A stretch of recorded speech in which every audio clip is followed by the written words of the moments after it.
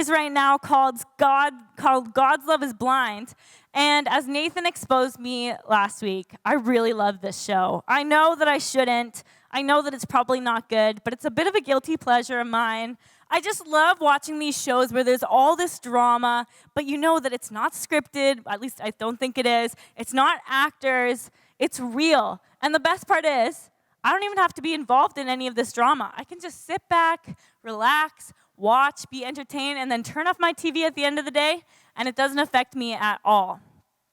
Now, shows like Love is Blind, we all kind of know they're a little bit unrealistic, right? I mean, if you haven't watched Love is Blind before, I'll kind of explain the premise of it a little bit.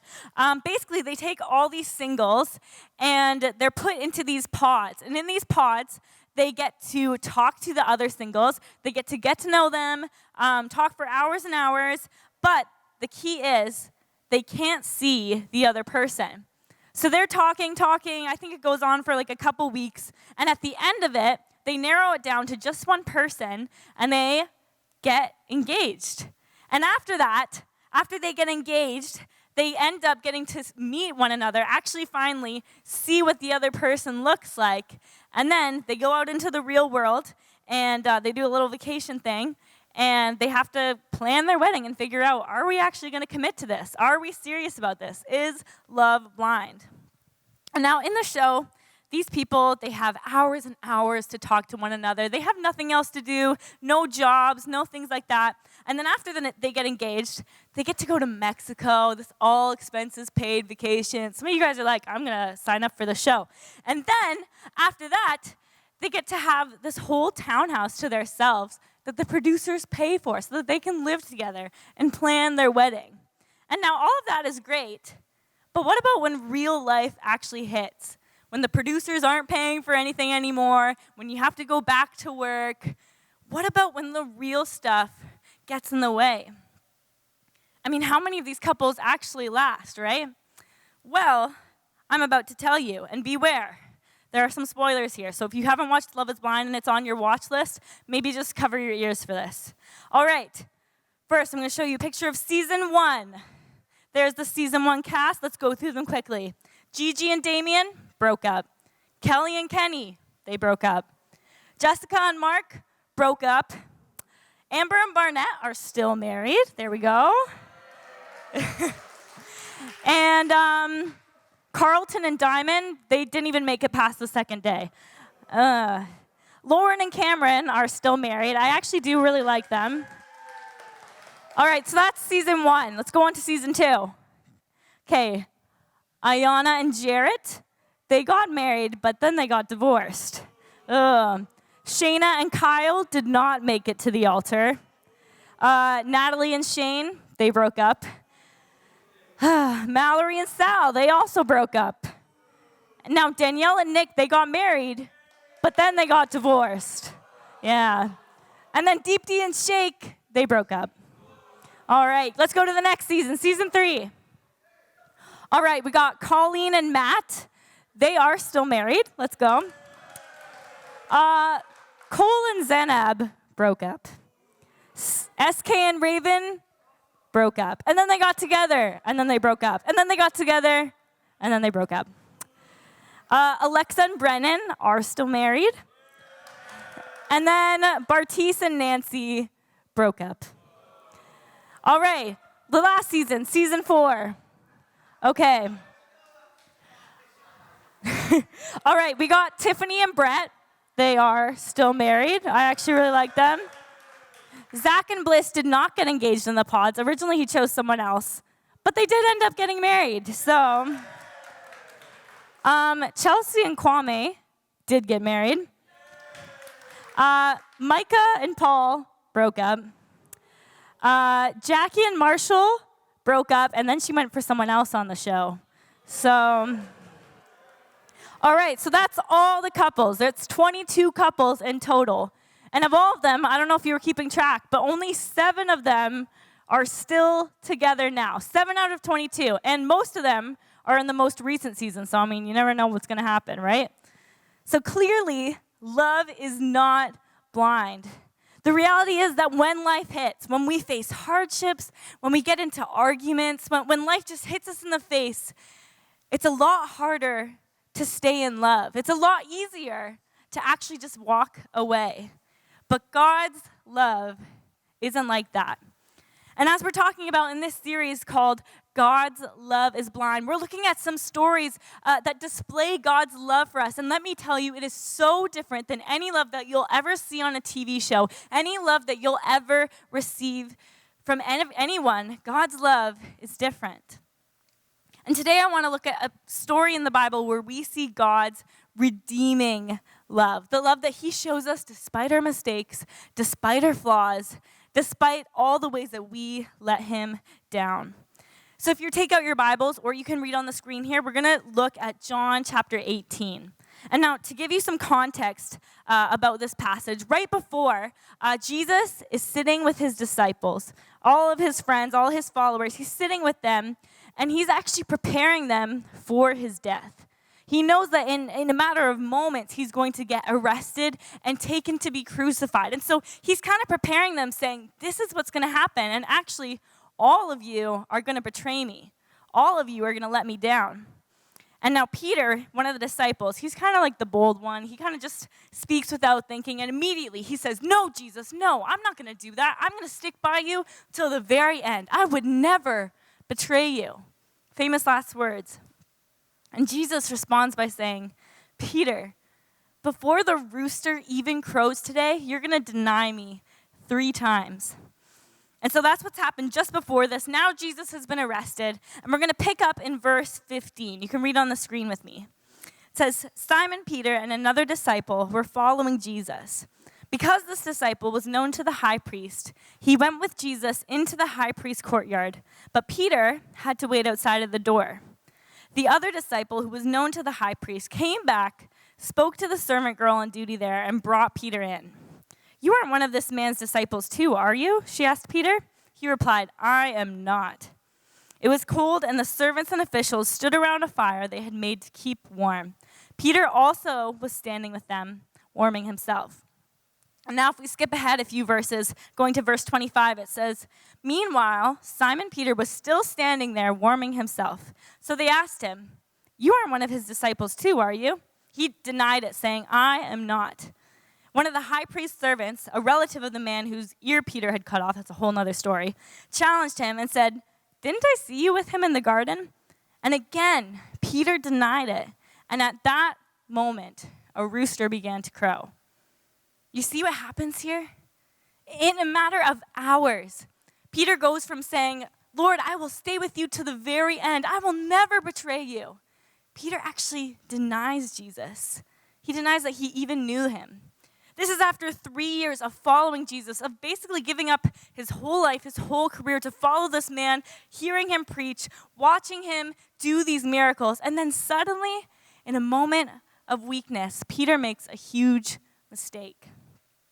Now, if someone were to do this to me, if I had a longtime friend who everything seemed good, and then all of a sudden they deny that they even know me, I don't know about you, but I would be a little bit hurt, right? I mean, friends are supposed to support you. They're supposed to stick by you. They're supposed to encourage you. I mean, what kind of friend is Peter that at Jesus at his lowest moment, when he's about to be crucified, Peter says, See ya, Jesus, I don't even know you. I mean, I consider myself to be a pretty forgiving person, but even I don't think that I could overlook something like that. And reading this, it kind of seems like Peter's story is over, right? I mean, he's made this mistake. He's denied Jesus. He's disappointed him. It kind of seems like things are done for him. And that's what Peter thinks too. And so after this moment, Peter goes back to his old ways, goes back to his old routines, which for him is fishing. Before all this following Jesus stuff, Peter actually worked as a fisherman. And so he goes back to that. He goes back to his old way of living. And isn't this often what we do when we mess up? When we've made mistakes, when we've let people down that we love, what do? We go back to our old way of living. We allow ourselves to backslide. We go back to our old habits. We convince ourselves that it's too late, that we're unlovable, that it's not even worth trying, and we go back to those old things. And that's exactly what Peter does. But then read what happens later on in the story.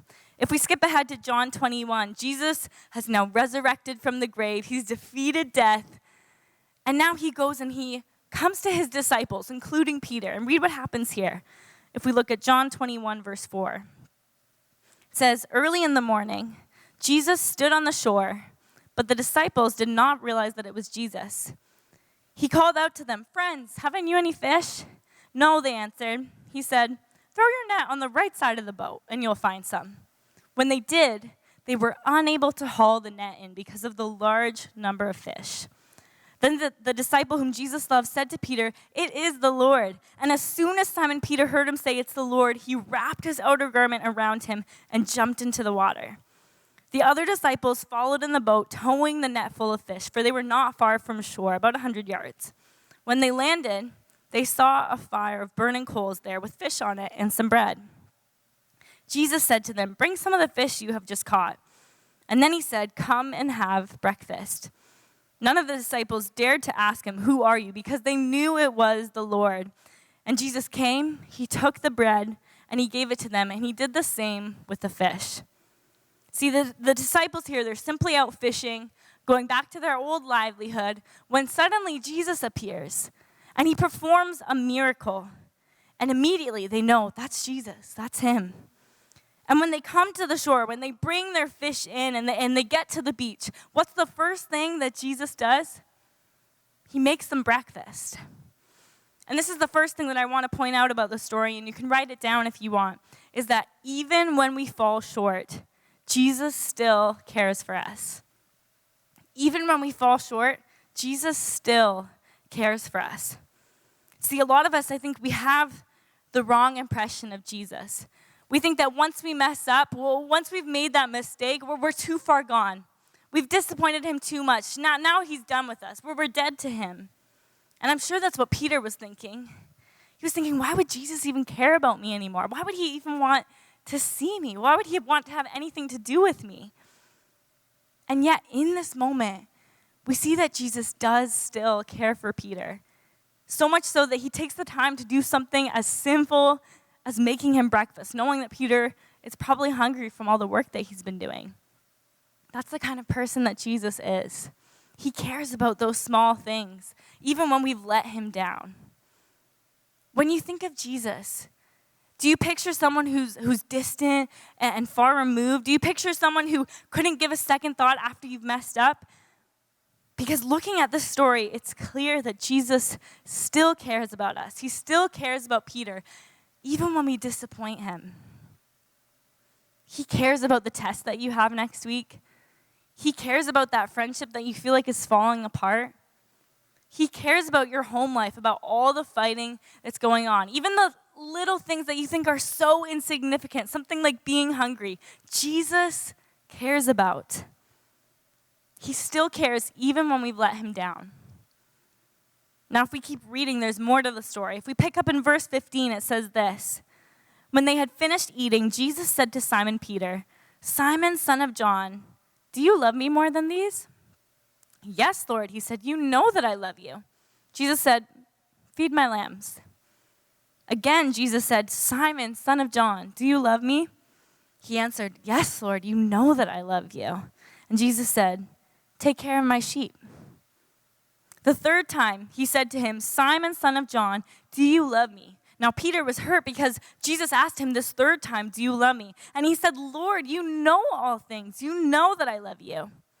Jesus said, feed my sheep. And then he said to him, follow me.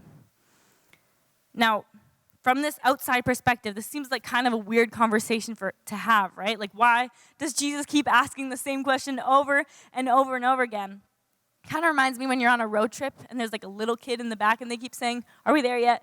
Are we there yet? Are we there yet? And you're like, no, stop asking. And Peter, he's getting annoyed of this question. He actually feels a little bit hurt. He's thinking, Jesus, do you not believe me? Do you think that I'm lying to you? Do you know what I'm saying? But I don't think that Jesus asked this question 3 times because he didn't hear the first time. I don't think he asked this question 3 times because he was trying to really rub salt in the wound. He was really trying to make Peter feel guilty. I think that every time he asked the question, Peter, do you love me? Do you love me? Do you love me? He was redeeming him from his past mistakes, from the 3 times that he had denied Jesus. For every time that Peter had betrayed Jesus, every time he said, no, I don't know him. What are you talking about? No, I don't know him. I don't know him. Jesus was giving him an opportunity to be forgiven, to be reinstated. Which leads me to my next point for today, is that even when we fall short, Jesus still redeems us. Even when we fall short, Jesus still redeems us. Jesus could have said, Peter, it's too late. I mean, you already said that you didn't know me. You already betrayed me.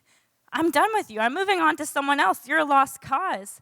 But instead, what does he do? He redeems Peter. He gives him a chance, 3 chances actually, to show him that you don't have to feel guilty anymore. You don't have to feel shame, but you are forgiven. You're redeemed. That's what Jesus is doing in this moment. And what I love about what John, the author of this book, includes is the details. See, when Peter first denied Jesus, he was standing by a charcoal fire. And then when we find Peter again at the beach with Jesus, he's also standing by a charcoal fire. And that's where Jesus reinstates him. Because it's the exact place where you failed that God can bring redemption.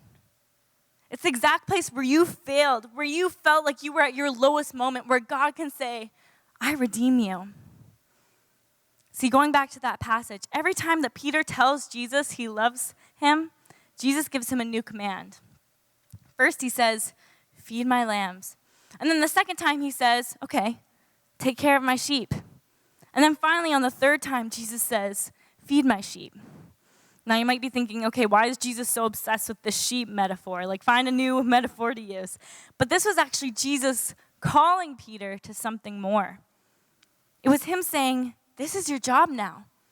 I'm putting you in charge of my sheep, my people, the ones that I love. I want to use you for this purpose. Feed them. Take care of them. Watch over them. And this leads me to my last point for today, that even when we fall short, Jesus still uses us.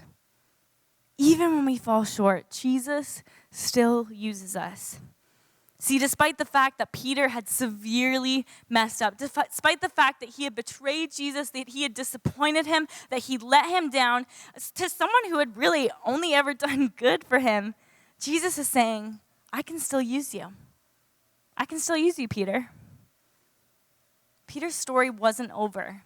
It was actually just the beginning. See, after this, Peter went on to live the rest of his life in devotion to God.